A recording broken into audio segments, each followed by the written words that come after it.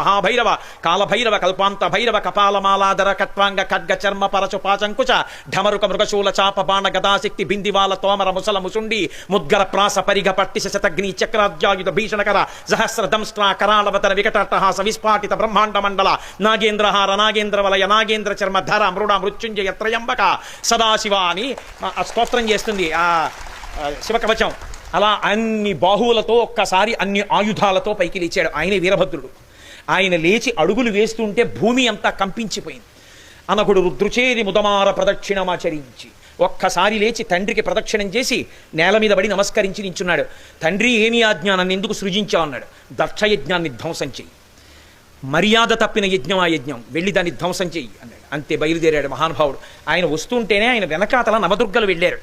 వీరభద్రావతారం ఆవిర్భవించినటువంటి విషయాన్ని ఒక్కసారి స్మరించినా విన్నా ఉత్తర క్షణంలో సంకటం ఎగిరిపోతుంది.